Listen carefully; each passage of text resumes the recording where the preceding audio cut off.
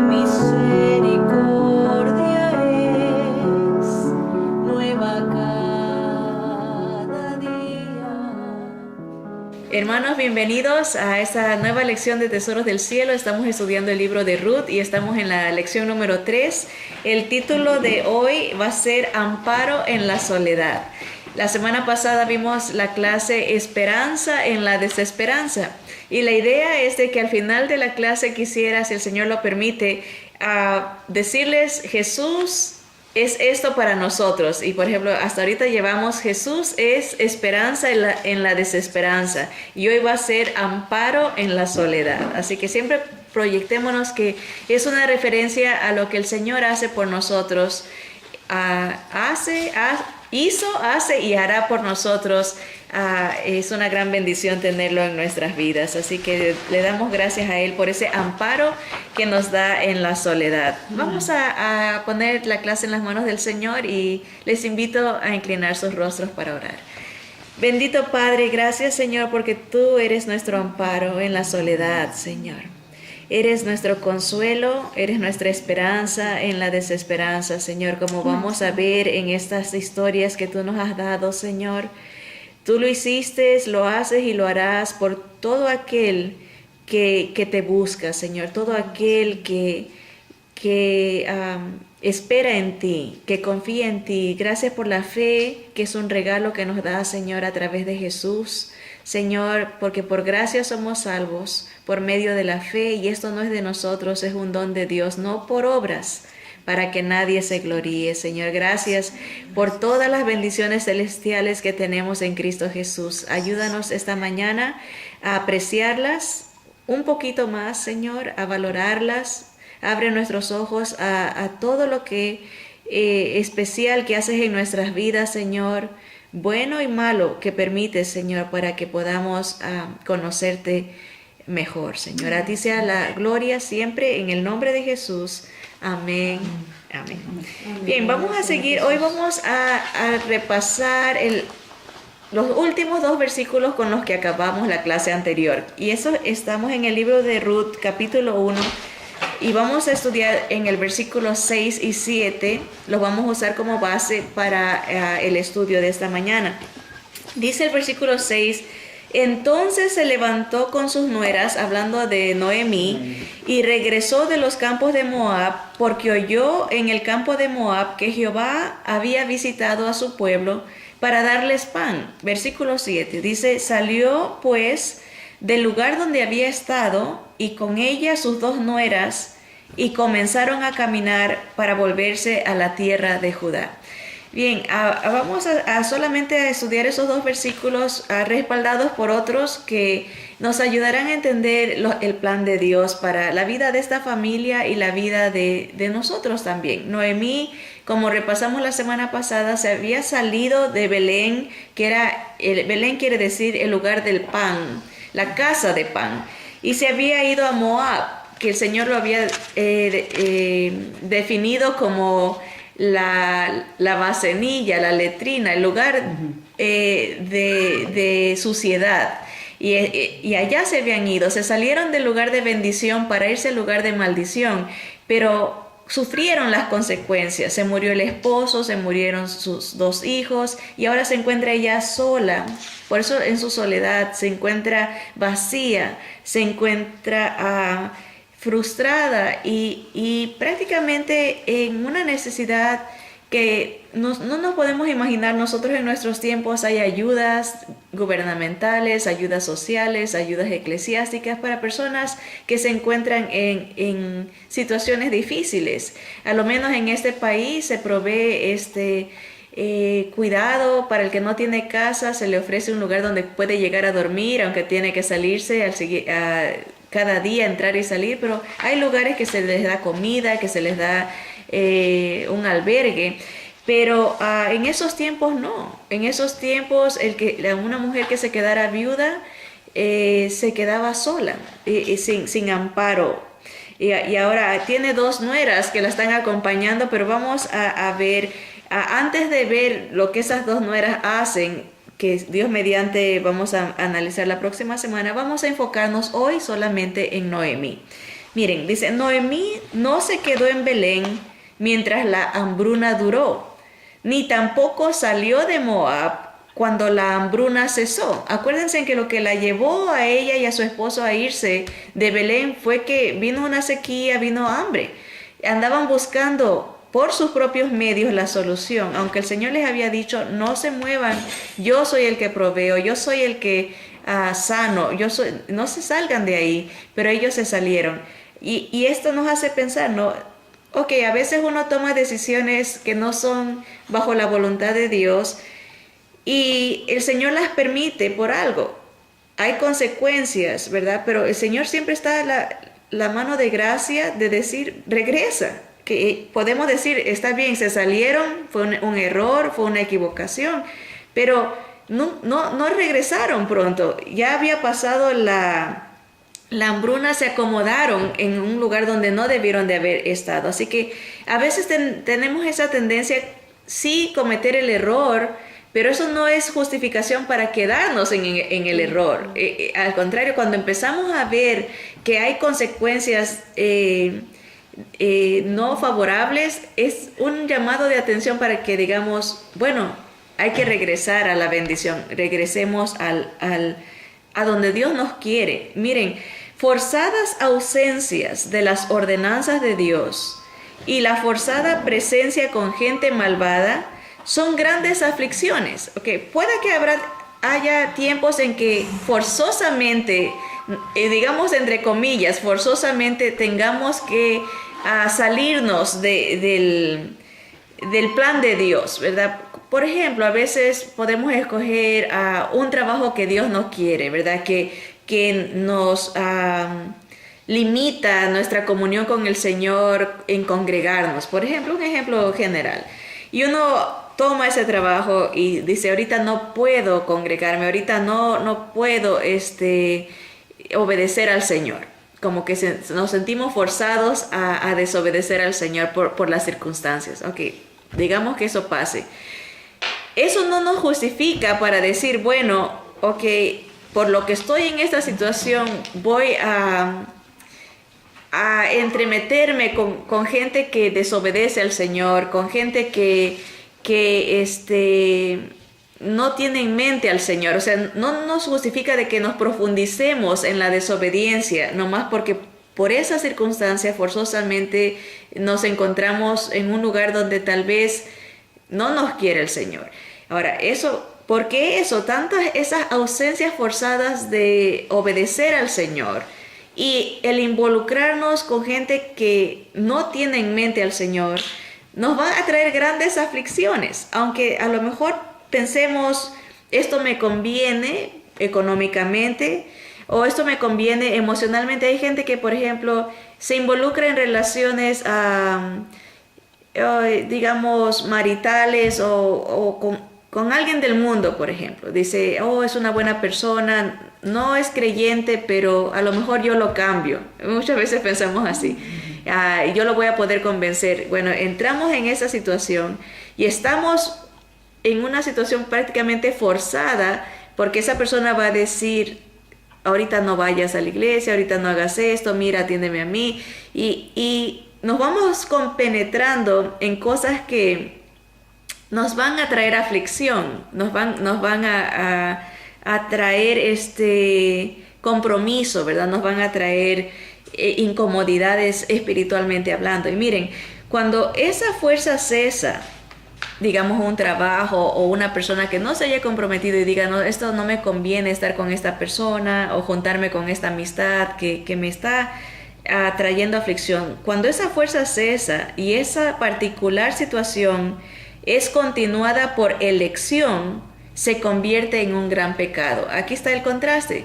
Si no nos salimos y decimos, bueno, ya no está forzada la situación, sino que yo escojo quedarme ahí, se convierte en una desobediencia flagrante, ¿verdad? Está ahí por nuestra voluntad, no porque la situación lo obligó. Y eso fue lo que le pasó a Noemí. Noemí pudo haberse salido antes con su esposo, ya había cesado el hambre, pero ellos decidieron quedarse ahí y eso le trajo gran perjuicio espiritual moral, emocional, físico. De allí que Dios toma nuestras comodidades, aquellas cosas en las que nos encontramos dedicando mucho tiempo y encontrando satisfacción temporal, en esa tierra extranjera, por llamarlo así, para que nos lleve a pensar más en nuestro verdadero hogar y para que por fe y esperanza nos enfoquemos y vayamos hacia Él. Eso le pasó a Noemí. El Señor le quitó lo que le hacía sentirse cómoda, segura, satisfecha en el lugar extranjero. Se lo quita para que ella pueda proyectarse a regresar al lugar donde Dios la quería. Por eso vimos la semana pasada que es en las pruebas, es en las situaciones difíciles que Dios nos abre los ojos, nos abre los oídos. Ahí fue que Noemí pudo escuchar y decir: hay pan en Belén, voy a regresar. Cuando pasó por la tormenta, sus oídos fueron más susceptibles, escuchó, como dijo el versículo 6 de Ruth 1, dice: porque oyó en el campo de Moab que Jehová había visitado a su pueblo para darles pan. Ahí hasta después del sufrimiento pudo oír. Y el versículo 7 dice: salió pues del lugar donde había estado y con ella sus 2 nueras y comenzaron a caminar para volverse a la tierra de Judá.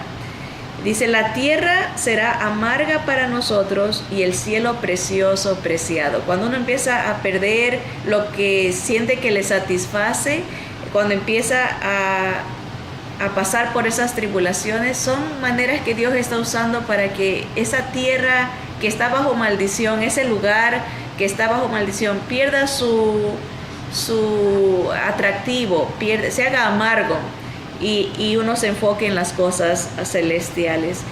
Si Ruth es una analogía de la iglesia del Señor y la inclusión de los gentiles a su pueblo, podemos decir que Noemí es una analogía del pueblo de Israel. Es una comparación. Ruth nos va a revelar el amor de Dios para nosotros, los gentiles, los que no somos judíos.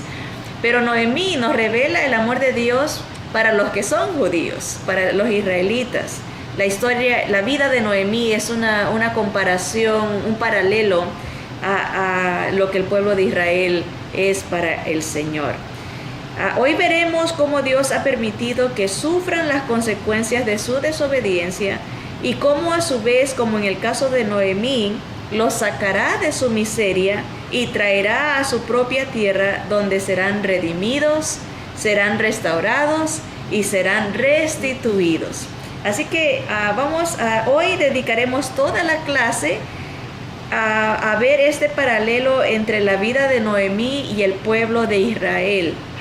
Leeremos muchas porciones bíblicas, así que pónganse en los cinturones porque vamos a ir un poquito rápido para tratar de abarcar todo este material.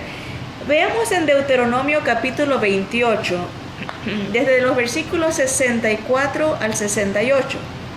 Deuteronomio 28, 64 al 68. Y les voy a dar un poquito de tiempo porque tenemos hermanos escuchándonos por vías telefónicas de diferentes partes de aquí de Estados Unidos, de acá de California, y también hasta de otros estados. Tenemos de Virginia. Así que Deuteronomio 28, 64 y 68 dice: y Jehová te esparcirá por todos los pueblos, desde un extremo de la tierra hasta el otro extremo, y allí servirás a dioses ajenos que no conociste tú ni tus padres, al leño y a la piedra, y ni aun entre estas naciones descansarás, ni la planta de tu pie tendrá reposo, pues allí te dará Jehová corazón temeroso, y desfallecimiento de ojos y tristeza de alma. Y tendrás tu vida como algo que pende delante de ti, y estarás temeroso de noche y de día, y no tendrás seguridad de tu vida. Por la mañana dirás: ¿quién diera que fuese la tarde? Y a la tarde dirás: ¿quién diera que fuese la mañana? Por el miedo de tu corazón con que estarás amedrentado, y por lo que verán tus ojos. Y Jehová te hará volver a Egipto en naves por el camino del cual te ha dicho: nunca más volverás. y allí seréis vendidos a vuestros enemigos por esclavos y por esclavas, y no habrá quien os compre, no habrá quien os redima. Miren esta profecía, este anuncio que le hace el Señor a Israel por su dureza de corazón.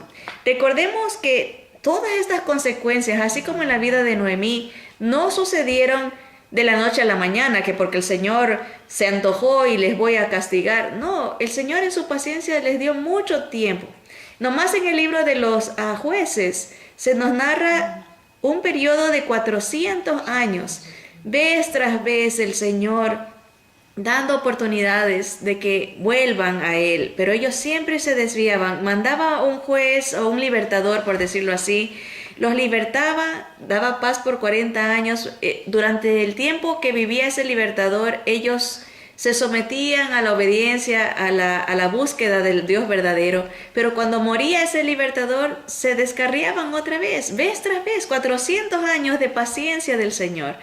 Y llegan las consecuencias. En la historia de Noemí vimos que pasaron, dice las Escrituras, como 10 años. No fue de la noche a la mañana que empezaron a sufrir las consecuencias, pero el Señor les estaba dando tiempo para que recapaciten, para que vuelvan a Él, para que despierten espiritualmente hablando, y no lo hicieron. Asimismo, esto que estamos leyendo son las consecuencias de cientos de años de generación tras generación de desobediencia, ¿verdad? No, mucha gente se enfoca y dice, ay, Dios, qué malo, ¿por qué castiga así? No, enfóquense en el tiempo de gracia y de paciencia, de misericordia, tiempo de oportunidad, tiempo de estar llamando, es tiempo de estar despertando, y que no hicieron caso, y ahora pues les tocaría sufrir las consecuencias de su desobediencia. Miren en Deuteronomio 29, primero vamos a ver todos estos anuncios de sufrimiento. Deuteronomio 29, 24 y 28. Dice, mas aún todas las naciones dirán, ¿por qué hizo esto Jehová a esta tierra? ¿Qué significa el ardor de esta gran ira? Y responderán, por cuanto dejaron el pacto de Jehová, el Dios de sus padres, que él concertó con ellos cuando los sacó de la tierra de Egipto, y fueron y sirvieron a dioses ajenos, y se inclinaron a ellos, dioses que no conocían y que ninguna cosa les habían dado. Por tanto, se encendió la ira de Jehová contra esta tierra para traer sobre ella todas las maldiciones escritas en este libro. Y Jehová los desarraigó de su tierra con ira, con furor y con grande indignación, y los arrojó a otra tierra como hoy se ve. Esto está escrito, está hablando Moisés, todavía no había pasado, y él ya está anunciando lo que el Señor iba a hacer. Pero al leer esto pareciera que se nos está diciendo en nuestros días. Si alguien pregunta por qué Israel salió de su tierra, todo mundo, creyente e incrédulo, va a decir porque el Señor los castigó. Mucha gente les atribuye, dice, porque mataron al Señor Jesús, y en verdad Israel no mató, fueron los gentiles, los romanos los que mataron al Señor, pero ellos participaron, ¿verdad? Ellos se endurecieron contra Él. Pero se ha hecho una realidad, se cumple esto que está escrito miles de años atrás por Moisés, que cuando la gente pregunte por qué ha pasado eso, se contestará y se dirá porque fallaron, porque se apartaron del pacto que Dios les había hecho. ¿Ven? Pero es importante notar que iban a ser esparcidos por todas las naciones. Sí, Noemí se fue a Moab, una nación extranjera bajo maldición, porque adoraban al dios Quemos, ¿verdad? Que requería sacrificios humanos. Se fue allá, pero el pueblo de Israel el pueblo judío ha sido esparcido por todas las naciones, desde un extremo de la tierra hasta el otro. No hay una nación donde no haya un judío. Y miren lo que dice Segunda de Reyes, capítulo 17, 20 y 23. Dice, y desechó Jehová a toda la descendencia de Israel y los afligió, y los entregó en manos de saqueadores hasta echarlos de su presencia. porque separó a Israel de la casa de David, y ellos hicieron rey a Jeroboam, hijo de Nabat, y Jeroboam apartó a Israel de en pos de Jehová, y les hizo cometer gran pecado. Y los hijos de Israel anduvieron en todos los pecados de Jeroboam que él hizo, sin apartarse de ellos. Jeroboam era uno de los reyes más idólatras que ha tenido Israel.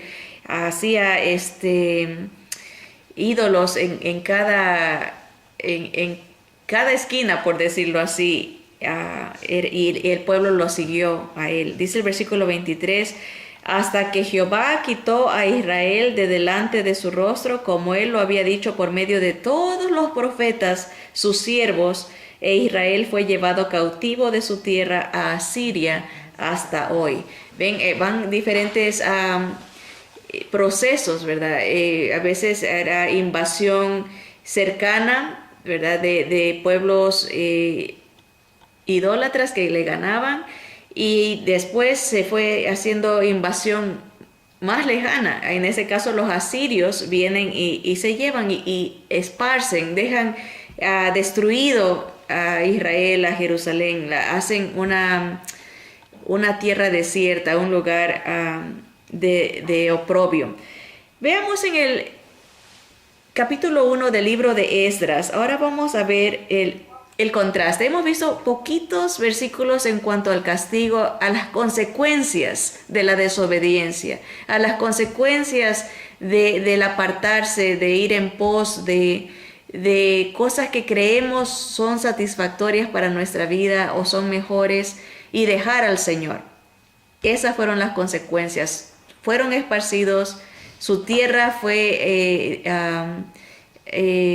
desolada. Quedó destruida. Pero ahora vamos a ver la gracia del Señor para ellos. Esdras capítulo 1 nos narra una inquietud que puso Dios en un rey gentil. Este hombre no era judío y Dios lo usa, así como va a usar a Ruth, para bendecir al pueblo de Israel y al mismo tiempo bendecirnos a nosotros que no somos judíos. Miren, versículo 1 de Esdras 1. Dice, en el primer año de Ciro, ese es el nombre del rey de Persia, para que se cumpliese la palabra de Jehová por boca de Jeremías, despertó Jehová el espíritu de Ciro, rey de Persia, el cual hizo pregonar de palabra y también por escrito por todo su reino, diciendo, así ha dicho Ciro, rey de Persia, Jehová, el Dios de los cielos, me ha dado todos los reinos de la tierra y me ha mandado que le edifique casa en Jerusalén, que está en Judá. Quien haya entre vosotros de su pueblo, sea Dios con él, y suba a Jerusalén, que está en Judá, y edifique la casa a Jehová, Dios de Israel. Él es el Dios. Dice, la cual está en Jerusalén. Dice, y a todo el que haya quedado en cualquier lugar donde more, ayúdenle los hombres de su lugar con plata, oro, bienes y ganados, además de ofrendas voluntarias para la casa de Dios, la cual está en Jerusalén. Entonces se levantaron los jefes de las casas paternas de Judá y de Benjamín, y los sacerdotes y levitas, todos aquellos cuyo espíritu despertó Dios para subir a edificar la casa de Jehová, la cual está en Jerusalén. Y todos los que estaban en sus alrededores les ayudaron con plata y oro, con bienes y ganado y con cosas preciosas, además de todo lo que se ofreció voluntariamente. Versículo 7. Y el rey Ciro sacó los utensilios de la casa de Jehová que Nabucodonosor había sacado de Jerusalén y los había puesto en la casa de sus dioses. Los sacó pues Ciro, rey de Persia, por mano de Mitrídates, tesorero, el cual los dio por cuenta a Sesbazar, príncipe de Judá. Y esta es la cuenta de ellos: 30 tazones de oro, 1000 tazones de plata, 29 cuchillos, 30 tazas de oro, otras 410 tazas de plata y otros 1000 utensilios. Todos los utensilios de oro y de plata eran 5400. Todos los hizo llevarse esbazar con los que subieron del cautiverio de Babilonia a Jerusalén. Ciro juega un papel importante. El libro de Daniel nos habla en profecía que exactamente desde el edicto iban a pasar 400 años y de ahí iba a venir el Mesías príncipe, ¿verdad? Se está anunciando por las 70 semanas de Daniel, ¿verdad?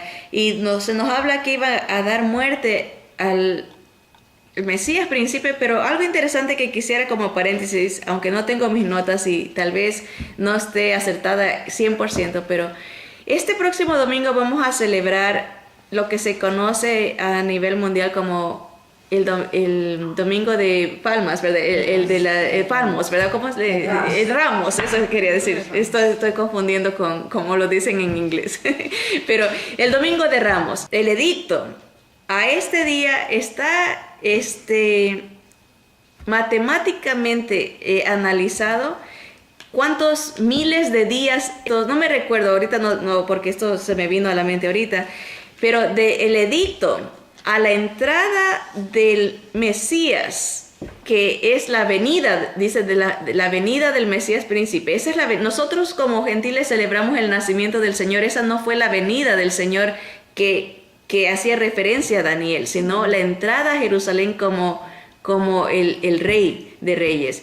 El Mesías, desde este edicto, estaban las 69 semanas. Desde el edicto a la entrada del Señor a Jerusalén se nos da la cantidad de días exactos que tenían que pasar. Por eso el Señor lloró, porque dijo, Jerusalén no estuvo apercibida del día de su visitación. Ellos podían haber leído en las Escrituras y saber el día exacto que el Mesías príncipe iba a entrar a Jerusalén y lo perdieron, no lo entendieron, ¿verdad? Por eso el Señor lloró. Pero esta historia de Ciro nos hace recordar, entonces han pasado 69 semanas, porque dice, y en esa semana se le va a dar muerte al Mesías príncipe, y nomás queda una semana de esas 70 semanas de Daniel.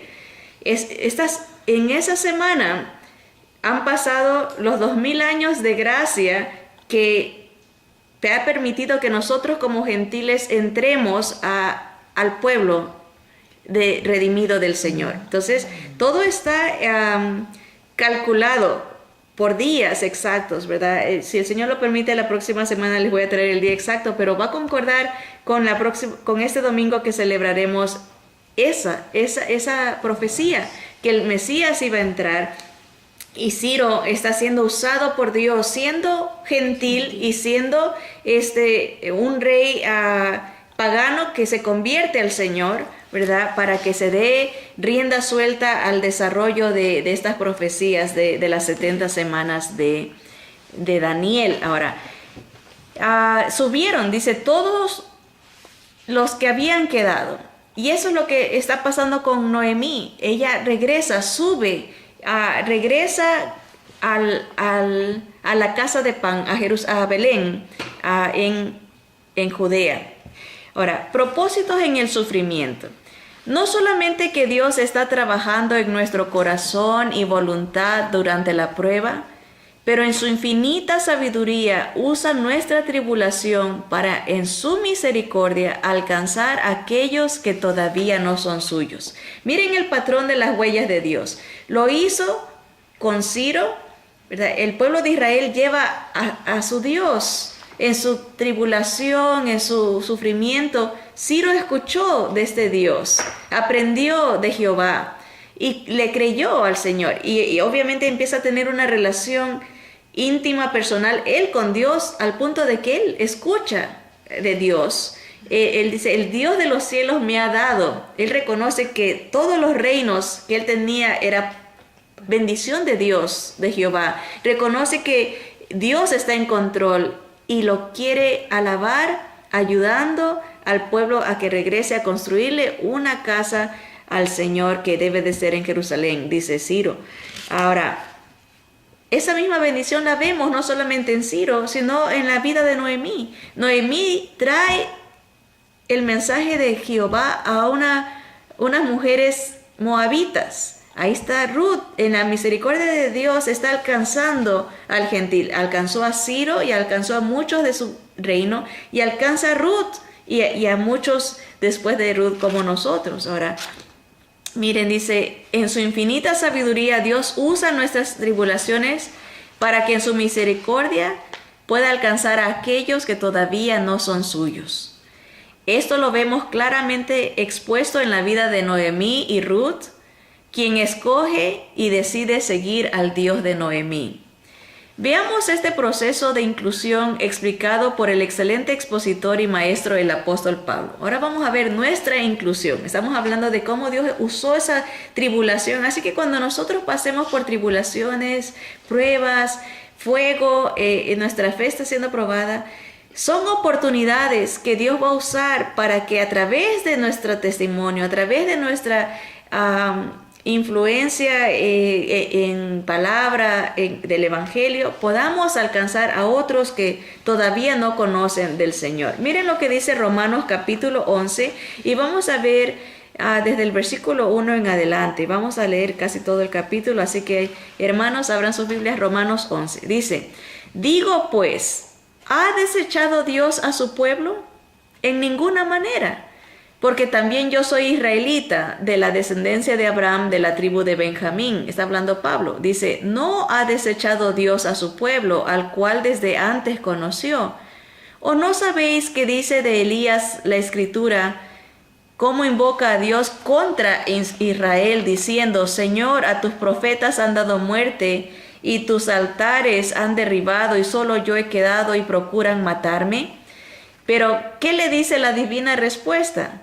Me he reservado 7,000 hombres que no han doblado la rodilla delante de Baal. Así también, aún en este tiempo, ha quedado un remanente escogido por gracia. Y si por gracia, ya no es por obras. De otra manera, la gracia ya no es gracia. Y si por obras, ya no es gracia, de otra manera la obra ya no es obra. ¿Qué pues? Lo que buscaba Israel no lo ha alcanzado, pero los escogidos sí lo han alcanzado, y los demás fueron endurecidos. Como está escrito, Dios les dio espíritu de estupor, ojos con que no vean y oídos con que no oigan, hasta el día de hoy. ¿Verdad? Y David dice, sea vuelto su convite en trampa y en red, en tropezadero y en retribución. Sean oscurecidos sus ojos para que no vean, y agóbieles la espalda para siempre. Digo pues, ¿han tropezado los de Israel para que cayesen? En ninguna manera, pero por su transgresión vino la salvación a los gentiles para provocarles a celos. Vamos a parar un poquito ahí antes de seguir la lectura. Mucha gente se confunde y dice, bueno, porque se habla de un remanente por gracia, como en el caso de Noemí. Su esposo murió, sus hijos murieron, sufrieron las consecuencias de su propia decisión. Igualmente hay otros israelitas que han sufrido las consecuencias de su propia decisión. Se han apartado del Dios de Israel, no le creyeron a Jehová y ya no hay vuelta atrás. Así como Elimelech y para Maglón y Kelión, ellos murieron allá en Moab. Igual muchos israelitas han cosechado las consecuencias de sus decisiones y ya no hay vuelta atrás.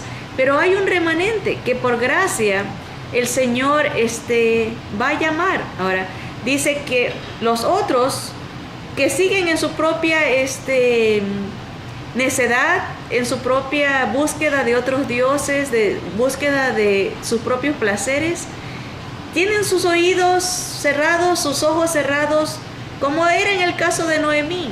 No hay nada que los despierte, porque su corazón ya está determinado a apartarse del Dios verdadero. Ahora, sigamos en el versículo 15, en el 12, ¿verdad? Dice, y si su transgresión es la riqueza del mundo, y su defección la riqueza de los gentiles, cuánto más su plena restauración. Porque a vosotros hablo, gentiles, por cuanto yo soy apóstol a los gentiles, honro mi ministerio, por si en alguna manera pueda provocar a celos a los de mi sangre y hacer salvos a algunos de ellos. Porque si su exclusión es la reconciliación del mundo, ¿qué será su admisión sino vida de entre los muertos? Si las primicias son santas, también lo es la masa restante, y si la raíz es santa, también lo son las ramas. Pues si algunas de las ramas fueron desgajadas, y tú siendo olivo silvestre has sido injertado en lugar de ellas, y has sido hecho participante de la raíz y de la rica savia del olivo, no te jactes contra las ramas. Y si te jactas, sabe que no sustentas tú a la raíz, sino la raíz a ti. ¿Verdad? Acuérdense de Noemí, ella está sustentando a Ruth porque se la va a llevar. Ella es la raíz y Ruth es la rama injertada, como nosotros los gentiles injertados al pueblo del Señor. Ahora sí, dice, hubieron ramas que fueron desgajadas. Hay gente que sí ya se queda en el camino por este rechazo al Señor, pero hay un remanente. Ahora, dice el versículo 19, pues las ramas, dirás, fueron desgajadas para que yo fuese injertado. Bien, por su incredulidad fueron desgajadas, pero tú por la fe estás en pie. No te ensoberbezcas, sino teme, porque si Dios no perdonó a las ramas naturales, a ti tampoco te perdonará. Mira, pues, la bondad y la severidad de Dios. La severidad ciertamente para con los que cayeron, pero la bondad para contigo, si permaneces en esa bondad, pues de otra manera tú también serás cortado. Y aun ellos, si no permanecieren en incredulidad, serán injertados, pues poderoso es Dios para volverlos a injertar. Porque si tú fuiste cortado del que por naturaleza es olivo silvestre, y contra naturaleza fuiste injertado en el buen olivo, ¿cuánto más estos, que son las ramas naturales, serán injertados en su propio olivo? Porque no quiero, hermanos, que ignoréis este misterio, para que no seáis arrogantes en cuanto a vosotros mismos, que ha acontecido a Israel endurecimiento en parte. Esto es importante entenderlo, hasta que haya entrado la plenitud de los gentiles. Vamos a hacer una pausa ahí. Sí, Israel está bajo endurecimiento ahorita, bajo la soberana y providencia de Dios. Está repetido en la primera línea en la página 7, pero ahí tachan la primera línea y seguimos donde dice que ha acontecido a Israel endurecimiento en parte hasta que haya entrado la plenitud de los gentiles. Entonces, el Señor en su providencia, en su soberanía, permite ese endurecimiento en parte. No todos, hay judíos creyentes, no muchos, pero sí los hay. En parte dice, para que nosotros los gentiles podamos entrar, hasta que haya entrado la plenitud. Hay alguien en el mundo que será el último gentil que el Señor admita a su pueblo. ¿Quién será? Solo Dios lo sabe, pero esa persona estará completamente agradecida cuando llegue al cielo y diga, Señor, por mí esperaste tanto tiempo, por mí, hasta que se complete, dice, la plenitud de los gentiles. ¿Quién será? No lo sabemos. Nuestro trabajo es dar el evangelio a todos, porque si, imagínense en el privilegio del que le dé el mensaje a esa última persona que completará el número y hará posible que todos, tanto judíos como gentiles creyentes, regresemos a nuestra Jerusalén celestial. El versículo 26 dice, y luego todo Israel será salvo. Este es el proceso. Ahorita hay endurecimiento temporal hasta que nosotros entremos. Como lo que pasó con Noemí y Ruth. Hubo endurecimiento temporal hasta que Ruth se convierte a Jehová, hasta que Ruth entra para bendecir no solamente a ella, sino a todos nosotros, porque de la genealogía, de la sangre, de la línea de Ruth, va a venir nuestro Señor Jesús. Así que es una gran bendición, pero Israel será salvo, dice como está escrito, vendrá de Sión el libertador que apartará de Jacob la impiedad. Y este será mi pacto con ellos, cuando yo quite sus pecados. Así que en cuanto al evangelio, son enemigos por causa de vosotros, pero en cuanto a la elección, son amados por causa de los padres. Porque irrevocables son los dones y el llamamiento de Dios. Ese versículo es una gran bendición para todos nosotros, hermanos. Porque lo que el Señor promete, Él cumple. Él nunca dice, es irrevocable, no se puede quitar, no cambia, no termina, son eternos. Es los dones y el llamamiento de Dios es permanente, ¿verdad? Dice el versículo 30, pues como vosotros también en otro tiempo erais desobedientes a Dios, pero ahora habéis alcanzado misericordia por la desobediencia de ellos.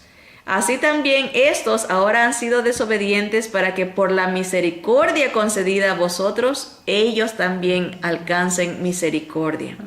Porque Dios sujetó a todos en desobediencia para tener misericordia de todos. Oh profundidad de las riquezas de la sabiduría y de la ciencia de Dios. Cuán insondables son sus juicios e inescrutables sus caminos. Porque ¿quién entendió la mente del Señor? ¿O quién fue su consejero? ¿O quién le dio a él primero para que le fuese recompensado? Porque de él y por él y para Él son todas las cosas. A Él sea la gloria por los siglos de los siglos. Amén. Qué bendición, ¿no? Haber sido incluidos por la desobediencia de ellos, se nos abre la puerta para que otros pueblos también puedan ser parte del pueblo del Señor, del pueblo elegido de Dios. Qué bendición. Jeremías 32, 37 al 44. Otra vez vamos a ver las promesas que el pueblo de Israel tiene en el futuro por Cristo Jesús. Jeremías 32, 37 al 44. Dice, he aquí, yo los reuniré de todas las tierras a las cuales los eché con mi furor y con mi enojo e indignación grande. Y los haré volver a este lugar y los haré habitar seguramente. Y me serán por pueblo y yo seré a ellos por Dios.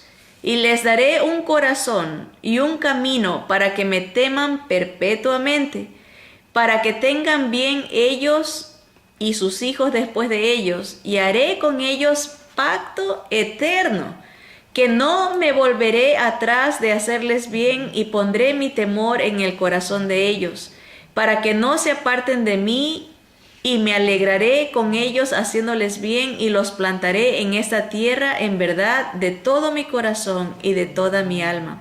Porque así ha dicho Jehová, como traje sobre este pueblo todo este gran mal, así traeré sobre ellos todo el bien que acerca de ellos hablo, y poseerán heredad en esta tierra de la cual vosotros decís, está desierta, sin hombres, sin animales, es entregada en manos de los caldeos. Heredades comprarán por dinero y harán escritura y la sellarán y pondrán testigos en tierra de Benjamín y en los contornos de Jerusalén y en las ciudades de Judá y en las ciudades de las montañas y en las ciudades de Esefela y en las ciudades del Negev, porque yo haré regresar sus cautivos, dice Jehová. Bien, la primera parte de esta porción ya se cumplió. Jeremías la escribe aproximadamente 700 años antes de Jesús, ¿verdad? Y han pasado 2000 años después de la era de Cristo. Y esta profecía, el primer versículo 37 que dice que yo los reuniré de todas las tierras en la tierra de Israel, se cumple el 14 de mayo de 1948. de nuestra era. En 1948, después de 2700 años, 2000 años después de estar esparcidos, se cumple esta profecía del Señor. Veamos otra. Sofonías 3:17, que nos gusta mucho, hay hasta un canto de esto. Dice: Jehová está en medio de ti poderoso. Él salvará, se gozará sobre ti con alegría. Callará de amor, se regocijará sobre ti con cánticos. La idea aquí, la figura es un padre, ¿verdad?, que abraza, que consuela al bebito que está llorando, lo consuela, lo calla, no llore, no llore, con amor, ¿verdad? Y se gozará sobre ti con cánticos. Es la idea de un padre que se contenta, ¿verdad? Imaginémonos a un judío chiquito con su gorrito, ¿verdad? Que cuando ve a un hijo que regresa, o un hijo que se casa, un hijo que empieza a dar vueltas sobre su propio eje, así, brincando de alegría. Eso está diciendo el Señor: yo me voy a regocijar cuando te tenga, me voy a regocijar sobre ti con cánticos, con baile, dando vueltas de alegría. Pero ¿de qué está hablando? A veces aplicamos eso a cualquier cosa. Está hablando de la promesa, la restauración de Israel. Versículo 18 dice: reuniré a los fastidiados por causa de largo tiempo. Tuyos fueron, para quienes el oprobio de ella era una carga. He aquí, en aquel tiempo yo apremiaré a todos tus opresores, y salvaré a la que cojea, y recogeré la descarriada, y os pondré por alabanza y por renombre en toda la tierra. En aquel tiempo yo os traeré, en aquel tiempo yo os reuniré, en aquel tiempo os reuniré yo, pues os pondré para renombre y para alabanza entre todos los pueblos de la tierra, cuando levante vuestro cautiverio delante de vuestros ojos, dice Jehová. Aquí vemos parte del cumplimiento, como digo, ya en nuestra era, cuando el Señor los trae, pero falta la restauración, la restitución, la redención completa de Israel. Vamos a ver otra porción en Oseas capítulo 2, versículo del 11 al 18. Oseas 2, versículo 11 al 18. Dice: haré cesar todo su gozo, sus fiestas, sus lunas nuevas y sus días de reposo y todas sus festividades. Y haré talar sus vides y sus higueras, de las cuales dijo: mi salario son, salario que me han dado mis amantes, y las reduciré a un matorral, y las comerán las bestias del campo, y las castigaré por los días en que incensaba a los Baales, y se adornaba de sus arcillos y de sus joyeles, y se iba tras sus amantes, y se olvidaba de mí, dice Jehová. Pero he aquí que yo la atraeré y la llevaré al desierto y hablaré a su corazón. Miren qué tierno, como que como romance, la está perdonando a pesar de su traición, a pesar de su infidelidad y de su prostitución. La quiere conquistar, le voy a hablar a su corazón, la voy a enamorar. Versículo 15 dice: y le daré sus viñas desde allí, y el valle de Acor por puerta de esperanza, y allí cantará como en los tiempos de su juventud, y como en el día de su subida de la tierra de Egipto. En aquel tiempo, dice Jehová, me llamarás Ishi, y nunca más me llamarás Baali. Ishi quiere decir esposo, marido. Me vas a llamar mi esposo, y nunca más me vas a llamar Señor. Porque quitaré de su boca los nombres de los Baales, y nunca más se mencionarán sus nombres. Todos estos ídolos, todo el que sea otro que no sea Jesús, el Señor no quiere que lo tengamos en nuestra boca. Y Él lo va a quitar, eso del pueblo de Israel. Dice el versículo 18: en aquel tiempo haré para ti pacto con las bestias del campo, con las aves del cielo y con las serpientes de la tierra, y quitaré de la tierra arco y espada y guerra, y te haré dormir segura, ¿verdad? La regresa al lugar que Él tiene para ella, para Israel. Vamos a ver otras porciones más en Joel capítulo 2, versículo 23 en adelante. Tenemos todavía como 4 porciones más. Se nos va el tiempo, así que vamos rápido. Joel 2, del 23 al 32, dice: vosotros también, hijos de Sión, israelitas, judíos, alegraos y gozaos en Jehová vuestro Dios, porque os ha dado la primera lluvia a su tiempo, y hará descender sobre vosotros lluvia temprana y tardía como al principio. Las eras se llenarán de trigo, y los lagares rebosarán de vino y aceite, y os restituiré los años que comió la oruga, el saltón, el revoltón y la langosta, mi gran ejército que envié contra vosotros. Comeréis hasta saciaros y alabaréis el nombre de Jehová vuestro Dios, el cual hizo maravillas con vosotros, y nunca jamás será mi pueblo avergonzado. Y conoceréis que en medio de Israel estoy yo, y que yo soy Jehová vuestro Dios, y no hay otro, y mi pueblo nunca jamás será avergonzado. Y después de esto, derramaré mi espíritu sobre toda carne, y profetizarán vuestros hijos y vuestras hijas, vuestros ancianos soñarán sueños, y vuestros jóvenes verán visiones. Y también sobre los siervos y sobre las siervas derramaré mi espíritu en aquellos días, y daré prodigios en el cielo y en la tierra, sangre y fuego y columnas de humo. El sol se convertirá en tinieblas y la luna en sangre antes que venga el día grande y espantoso de Jehová. Y todo aquel que invocar el nombre de Jehová será salvo, porque en el monte de Sión y en Jerusalén habrá salvación, como ha dicho Jehová, y entre el remanente al cual él habrá llamado. Bien, vemos el cumplimiento de la primera parte. Ya el Señor ha traído a Israel a su tierra, la está llenando de abundancia. En estos días, en estos meses, en el último año, Israel ha encontrado minas de gran abundancia de gas natural, tienen petróleo, tienen cosechas, está habiendo bendición sobre la tierra, pero falta de la mitad, la última parte, que el Espíritu del Señor sea derramado sobre ellos.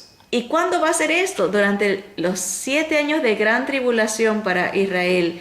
Ellos van a abrir los ojos, van a entender que Jesús era su Mesías, van a abrir los ojos como Noemí y van a empezar a proclamar el evangelio de salvación en Cristo entre los que hayan quedado, porque va a haber gran castigo durante esa época. Por eso dice, antes que venga el día temible, grande y espantoso de Jehová. El versículo 31, el sol se convertirá en tinieblas y la luna en sangre antes que venga el día grande y espantoso de Jehová. Van a haber señales que van a poder identificar los que vivan durante ese tiempo, de que el tiempo se acaba, el castigo final viene, el Señor viene a reinar y viene a salvar a Israel. Pero todo el que invocar el nombre del Señor será salvo, porque en el monte de Sión, en Jerusalén, habrá salvación, va a haber redención, restauración para el pueblo de Israel. Veamos ahí mismo